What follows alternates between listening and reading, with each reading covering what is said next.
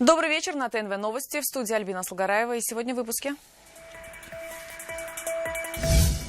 Коран 17 века за 2 миллиона. Не могу торговаться. Если бы вы мне деньги предложили вот так вот торговаться. Как объявление вызвало общественный резонанс, и почему здесь не все чисто, узнал Салават Мухаммадуллин. До чего дошел прогресс? Первый у нас открывается, это как такая радость. Какими стали сельмаги 21 века, узнал Дмитрий Аринин. Усатый, мерзкий и недомашний. А там один выживший был, он их кушал. Это таракан у вас дома прям? Да. Необычные тараканы в обычной многоэтажке на улице Фучика. Почему дом превратился в обитель натуралиста Альбины Минибаева? Прошли предполетный досмотр и побывали на взлетной полосе. Было очень увлекательно. Понравилось вам? Да! Лица канала ТНВ и их дети на экскурсии в аэропорту. Подробнее Эльмира Шамарданова.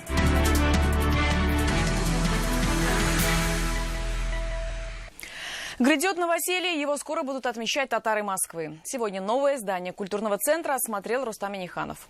В столице начались Дни культуры республики. Творческие встречи, концерты, посещение памятника Габдулле Тукаю.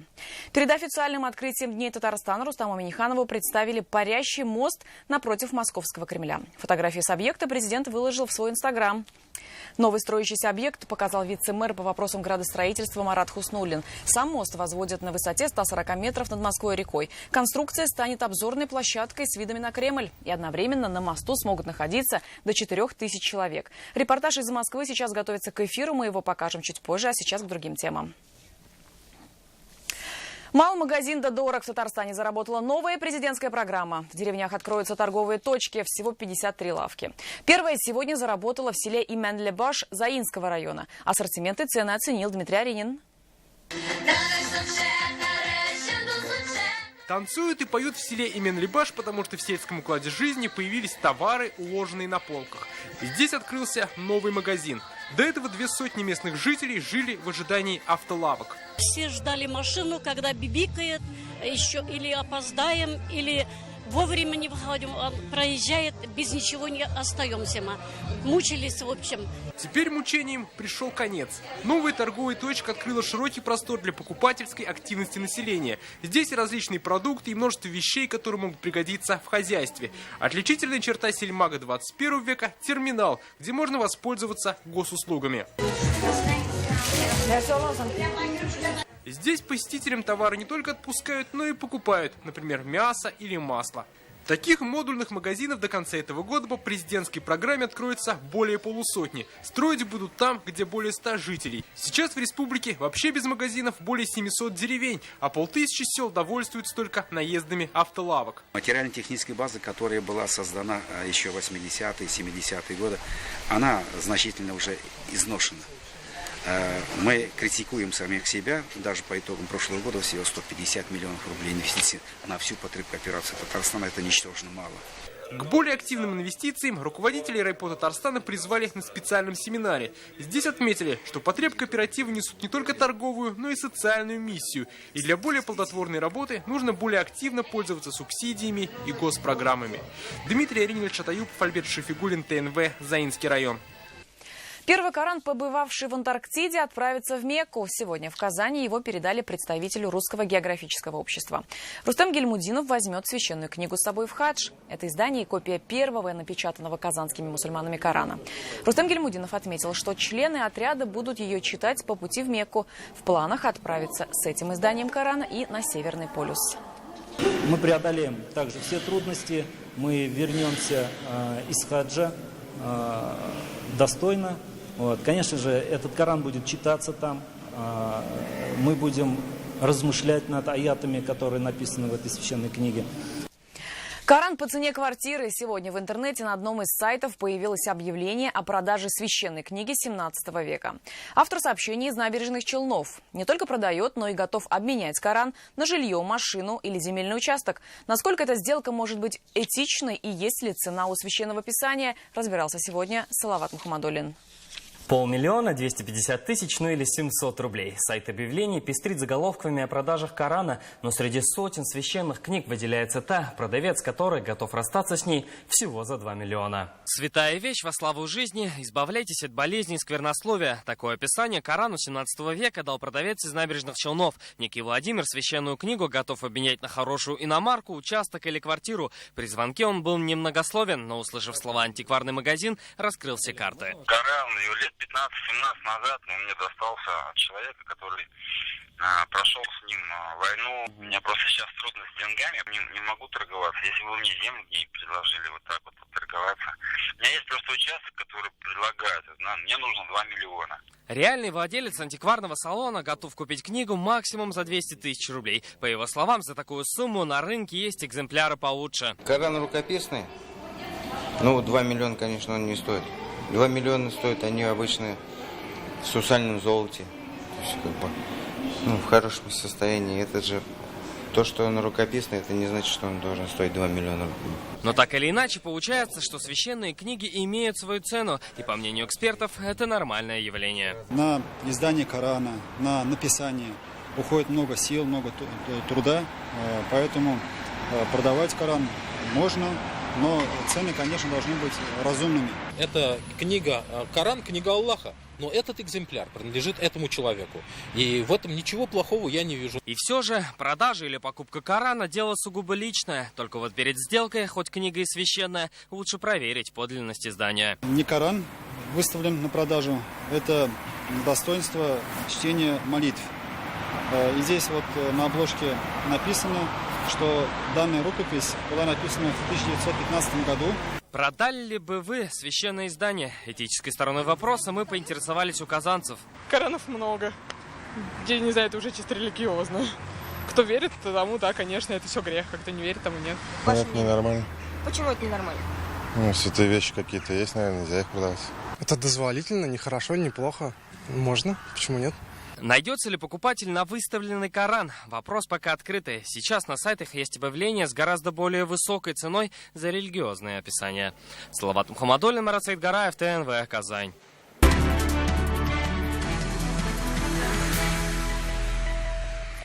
И мы возвращаемся к главной теме выпуска. Сегодня в Москве начались Дни культуры республики. Открывает их президент Рустам Минниханов. Творческие встречи, концерты, посещение памятника Габдулле Тукаю.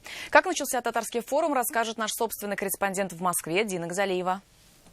Главной новостью этих дней для татар Москвы стало известие о том, что совсем скоро у них появится новый дом, еще один культурный центр. Новое здание под Татарский культурный центр расположено не в центре Москвы, но в принципе очень удачно. Что важно для столицы, рядом в пешей доступности станция метро и активное дорожное движение. Кинотеатр «Энтузиаст» был построен в Восточном административном округе Москвы в 1977 году. Сейчас он не функционирует. Здание для Центра культуры татарского народа на 10 лет вперед будет передано в безвозмездное пользование Центру культурного наследия Татарстана. И эта серьезная по размеру территория вот-вот заживет новой жизнью. Сегодня здание осмотрел Рустам Минниханов. Участники рабочего совещания пришли к выводу, что новый центр должен стать точкой притяжения для жителей района Вишняки, независимо от национальности. Как это сделать, будут решать идеологи проекта. А точкой притяжения уже на карте Москвы и давно стал дом Асадулаева в Малом Татарском переулке столицы. Исторический культурный центр татары в эти дни встречает гостей. Но основные мероприятия сегодня у памятника Тукаю. Сквер у памятника для татарской интеллигенции столицы давно излюбленное место. И сегодня возложить цветы к памятнику поэта вместе с президентом Татарстана пришли все желающие. Народ, который знает, любит, уважает своих великих людей, свою историю, этот народ и другие народы тоже уважают. Поэтому эти дни культуры очень важны и для нас, для татар, и для жителей города Москвы. Целый десант из известных и любимых татарами творческих людей прибыл на эти дни из Казани в Москву. Череда концертов, интересных встреч, презентаций документальных лент запланированы на эти дни. Продолжился сегодняшний праздничный вечер большим концертом в Доме музыки на Космодемьянской набережной столицы. Дина Газалиева, Виталий Лукьянов, Александр Ярошов, Марат Закиров, ТНВ, Москва. Голуби все-таки мешают полету самолетов. Сегодня Верховный суд республики рассматривал дело между аэропортом Бегишева и агрофирмой «Зай». И не удовлетворил жалобу предприятия. Ранее Заинский суд принял решение, что птицы, прилетающие к фермам, представляют опасность для полета самолетов и обязал владельцев прекратить деятельность рядом с аэропортом. Однако и сегодня агрофирма не смогла доказать свою точку зрения. Тараканы, муравьи, грызуны сообщениями с просьбой о помощи завалены порталы «Народный контроль», «Открытая Казань» и соцсети. Жители недоумевают, откуда такая антисанитария. То ли управляющие компании вовремя не проводят дератизацию, или в городе созданы все условия для роста популяции вредителей. Этими вопросами сегодня задалась Альбина Минибаева. Периметр у нас запенен.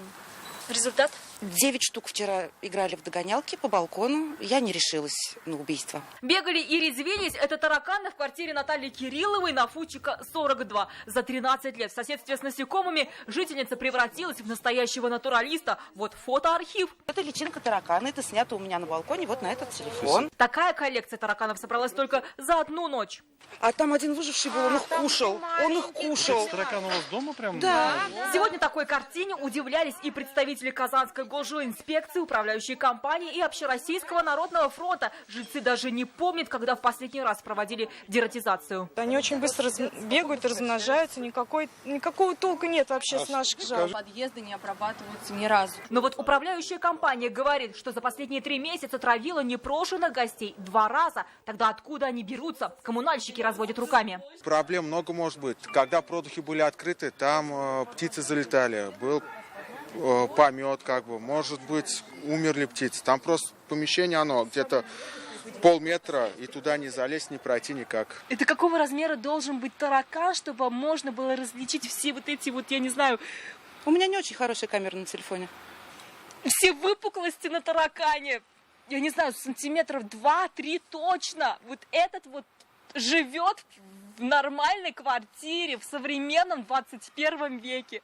И такая ситуация практически по всему городу. Специалисты по дератизации не удивлены. В день до 20 выездов и 15% из них в новостройке. Пытаются уничтожить отдельно взятую, то есть в отдельно взятой квартире особей, а соседние квартиры, которые тоже заряжены, оставляют без внимания. Коммунальные службы заботятся в первую очередь о общедомовом имуществе. Но вот эксперты говорят, что именно коммунальщики проморгали, как усатые заполонили дом. При этом графа дератизация в каждой счет-фактуре. Никакой дератизации здесь на протяжении очень длительного времени вообще не было. И вот только после того, как граждане стали обращаться, после этого они что-то начали делать. Вот думаю открыть ферму. Как вы считаете, мне дадут кредит? Они уже не верят, что попрощаются с усатыми, но вот Казанская госжилинспекция пообещала, непрошенных гостей выведет. Альбина Минибаева, Марат Зайдуллин, ТНВ, Казань. За работой результаты. В жилом комплексе «Светлый» в поселке Куюки в этом году завершают первую очередь строительства. За 4 года более 100 домов. Новостройки оценили и наши корреспонденты. 1-0 в пользу Светлого. Своевременную сдачу в первой очереди расценивают как личное достижение. Здесь современная спортивная площадка, укомплектованные зоны для детей. В жилом комплексе уже проживает свыше 6 тысяч человек. Отмечают, в Светлом по-особенному светло. Нравится очень даже. Подальше от города. Загородная комфортная жизнь. Можно выйти, сделать шашлык спокойно. Свежий воздух, детей очень много, молодые семьи. Для жизни с детьми очень тут комфортно и удобно, потому что все предусмотрено, начиная от колясочных в доме, заканчивая очень хорошо оборудованными детскими площадками. Параллельно с жилой застройкой развивают и инфраструктуру. Строится муниципальный детский сад на 240 мест. В скором времени откроется большой гипермаркет. Расширяют ассортимент самой недвижимости. Более 20 видов планировок квартир, плюс новое спецпредложение. Мы разработали трехкомнатную планировку квартиры площадью 61 квадратный метр. Достаточно бюджетное предложение с просторной кухней 11 квадратных метров, с раздельным санузлом, с гардеробной. И действует специальная цена 2,5 миллиона рублей в предчистовой отделке. Лучший пример наглядный, чтобы оценить качество строительства и посмотреть уже готовые квартиры. Светлый предлагает клиентам экскурсию на месте, а заодно можно и пообщаться с местными жителями. 2000 квартир в жилом комплексе уже заселены. Александра Севастьянова, Александр Лобанов, ТНВ, Пестричинский район. Это новости на ТНВ и далее в программе. Медицина, которая идет в ногу со временем. 3-4 секунды и руки чистые и свободные от микробов. О самых интересных проектах Международного конгресса ученых в медицине узнал Сергей Хайдаров. Прошли предполетный досмотр и побывали на взлетной полосе. Было очень увлекательно. Понравилось вам? Да! Лица канала ТНВ и их дети на экскурсии в аэропорту. Подробнее Эльмира Шамарданова.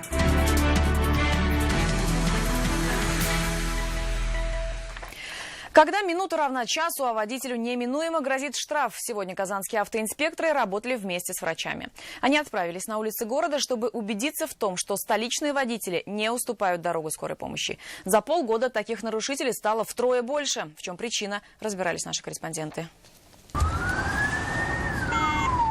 На дороге паника. Вой сирены, ярко-желтый микроавтобус. Лучшая проверка реакции автомобилистов. Большинство ее проходит. При этом еще ни один рейд не прошел без нарушителей. В экстренных случаях водителям скорой помощи приходится использовать громкоговоритель. Внимание, уступаем дорогу скорой помощи. После такого отговорка не заметил, из уст автомобилистов выглядит как нелепое оправдание. Помеха была, вообще поздно заметил.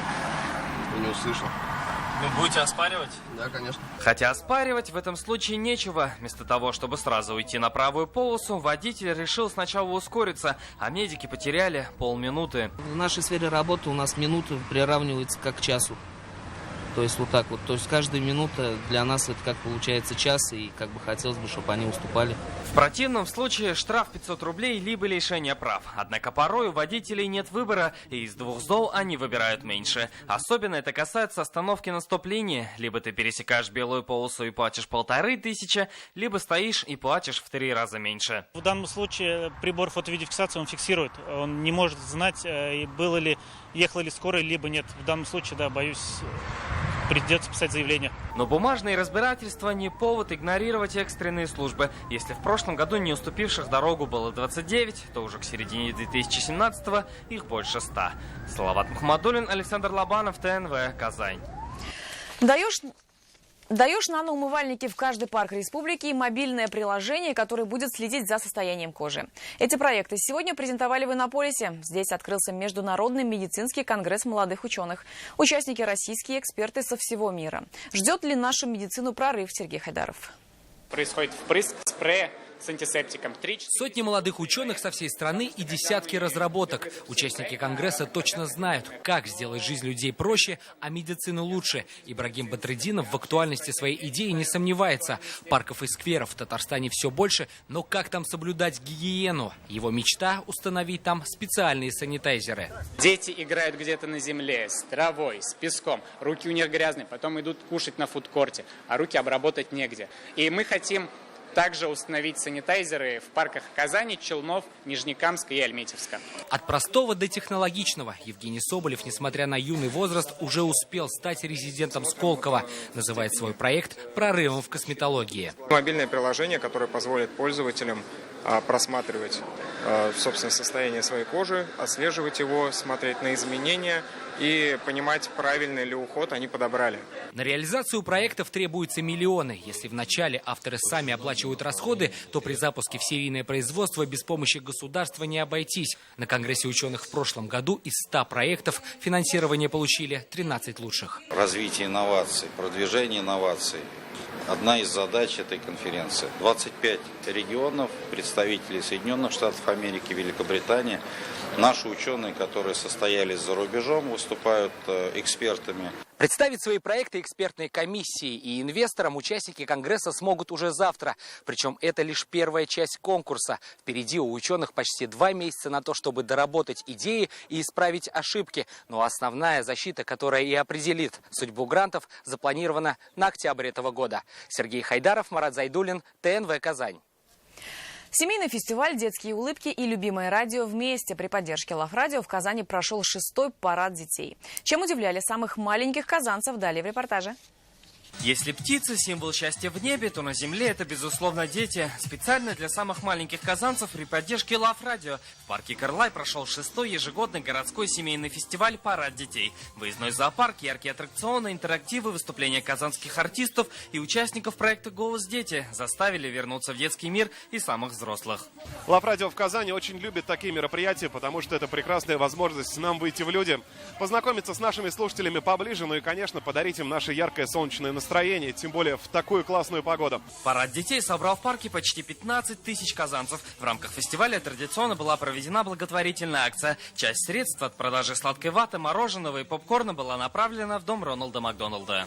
Сегодня здесь в парке Карлай праздник солнца, детства, неба, радости, позитива. Здесь собрались люди, для которых важны семейные ценности, для которых очень важно быть друг другом чаще рядом. И мы помогаем им в этом. Кульминацией парада стали бумажное шоу, запуск в небо воздушных шаров и символического солнца с надписью «Мы вместе». Этот день и взрослые, и дети вместе с Love Radio провели как одна семья. Прошли таможенный контроль, побывали в кабине пилота, а также попробовали себя в роли инспектора досмотра и узнали о богатой истории воздушных ворот Казани.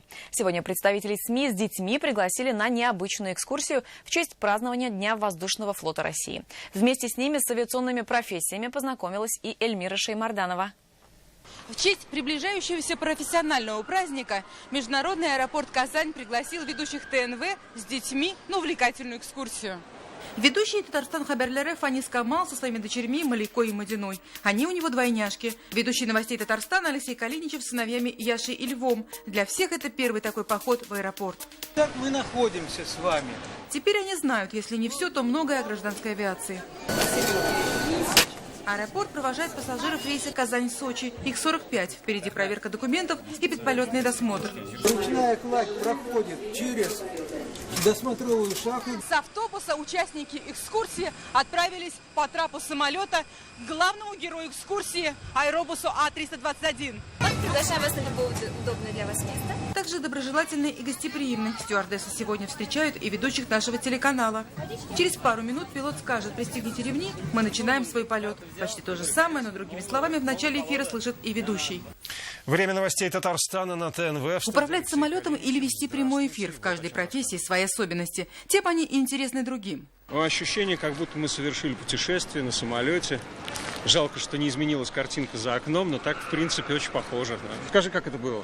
Он разгонялся и взлетал. Первый раз в жизни пришлось побывать в кабине пилота, непосредственно пообщаться с капитаном корабля. Понравилось, что показывали в чемодане бомбы, что это нельзя приносить. Понравилось, как взлетали самолеты. Эту экскурсию на борт самолета телеведущим и их детям подарил аэропорт Казани и одна из авиакомпаний России. Больше всего детей интересует, конечно, самолет. Процесс регистрации, процесс посадки. 45 журналистов, телеведущих и их дети. Они побывали не только на борту рейса Казань-Сочи, но и проводили его на один из главных курортов страны. Эльмира Шеймарданова, Рамзель Гарипов, ТНВ, Казань.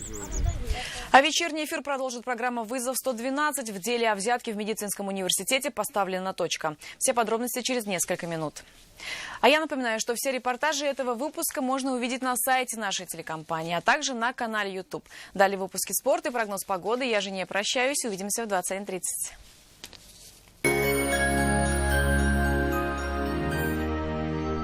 Жми на газ! Возьми «Ладу» сейчас! Автоцентр «Парус» объявляет о старте госпрограмм. Первый автомобиль и семейный автомобиль. Льготный автокредит без первоначального взноса. Автоцентр «Парус». Все включено в аквапарке «Ривьера». Горки, бассейны, 5D кино и пляж в подарок. В Мебельграде большая сезонная распродажа. Весь август скидки на 100% мебели. Вот такой должна быть пешеходная улица. А вот такой должна быть газета городских новостей. Газета «Город». Вот такой должна быть газета городских новостей. В клинике Медел уникальное лечение головных болей. Теперь таблетки не нужны. В клинике Медел уникальное лечение головных болей. Теперь таблетки не нужны. Для простой и взыскательной публики здравница Чувашской Республики. Вас приглашаем в оазис заботы и теплоты. Окунитесь в мир здоровья и красоты. Ждем вас в санатории Чувашия. В Республике Татарстан дан старт 5-му ежегодному телевизионному фестивалю творчества работающей молодежи «Наше время. Безнен Заман». Условия участия на сайте bzzm.ru. Либридерм, сироцин. А почему 5 Б не идет в поход? Ребята, вы умеете оказывать первую помощь? Нет. Все. В поход идут только старшие классы. 5 Б пойдет в поход. Yes.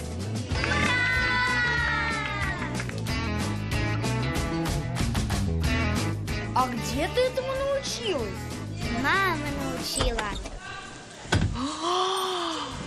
А это меня папа научил. Воспитайте у ребенка любовь к труду. Министерство труда Республики Татарстан. Побей рекорд по выгоде. Бери Nissan по себестоимости. Скидка 200 тысяч не предел. Узнай подробности в автоцентре Марка. Звони 4 5 3 единицы. Болгар радиосы концертлар сезонын ача 30 август пирамидада зур бәйрәм концерты. Эстрадабызның якты йолдызлары Хәмдүнә Тимиргалиева, Венера Ганиева, Расим Низамов, Резида Шарафиева, Рөстәм Закиров, Әнвәр Нургалиев, Раяз Фасихов, Марсель Вагизов, Зөфәр Хәйретдинов, Ришат Төхвәтуллин, Сирина Зайнетдинова, Филис Кахиров һәм башкалар. Махсус кунаклар Альберт Асадуллин, Ринат Ибрахимов һәм Илмира Калимуллина. Бәйрәм кичен якыннарыгыз белән күңелле үткәрергә теләсәгез, Болгар радиосы концертына рәхим итегез. Башлана 18 сәгатьтә. На нашем канале новый проект. В объективе ТНВ «Большая семья». Смотрите их ежедневно в наших программах. Благополучие и в испытаниях, трудностях и в радости. И узнаете секрет счастья в большинстве.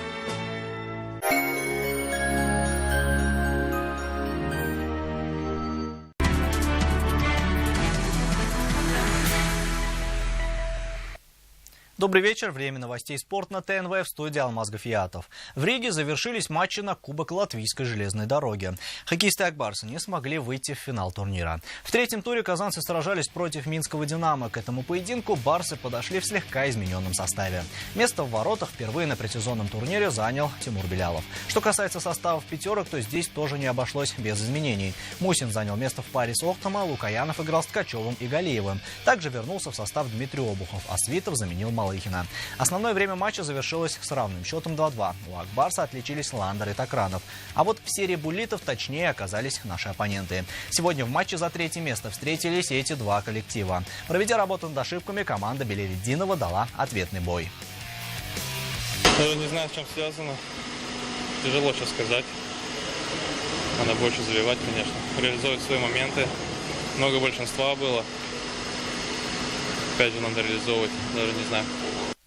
Сделали подарок на свой юбилей. Представители «Радио Татарстан» стали абсолютными чемпионами турнира по пляжному волейболу. Вот уже 5-й год рядом с Дворцом водных видов спорта прошел турнир среди татароязычных радиостанций. География турнира расширяется, конкуренция возрастает. Если первые сезоны турнира среди радиостанций проводились больше как развлекательные мероприятия, то сейчас все подходят к стартам серьезно. С открытием пляжного сезона начинаются тренировки на песке.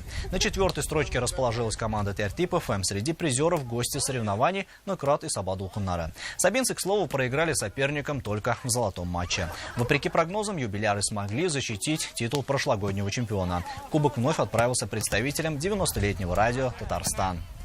Нынешний турнир, он приурочен еще и к 90-летию радио Татарстана. Радио с богатым опытом, с большими традициями. И в завершении новости единоборств. 5 золотых медалей завоевали борцы республики на фестивале национальных видов спорта стран СНГ. Турнир в этом году прошел впервые в городе Ульяновск. В составе сборной России выступили 4 воспитанника татарстанской школы борьбы на поясах. Чемпионами в своих весовых категориях стали Габдажилю Сулейманов, Динар Каримулин и Замира Ахмедова. Второе место в весе до 76 килограммов среди женщин заняла Екатерина Бусова. 2 золотые и 2 серебряные медали завоевали самбисты Татарстана. На высшую ступень пьедестала поднялись Ангелина Воробьева и Татьяна Кувагина. На вторую – Наталья Кирсанова и Дина Тимурбулатова. По итогам фестиваля первое место у сборной России, на второй строчке Казахстан, третье место завоевала команда Азербайджана. И это все новости спорта к данной минуте. Будьте здоровы и занимайтесь спортом. До свидания.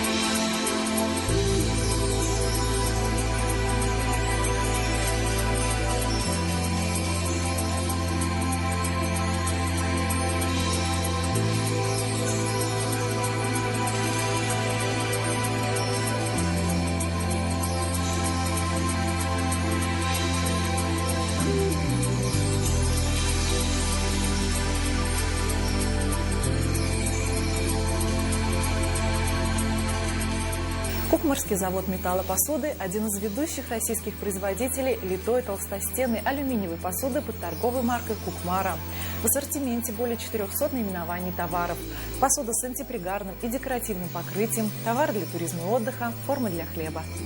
Какая бы погода ни была за окном, посуда торговой марки «Кукмара» создаст уют в вашем доме и хорошее настроение вашим домочадцам. Готовьте с удовольствием, радуйте родных и близких. «Кукмара» – удобная посуда, вкусная еда.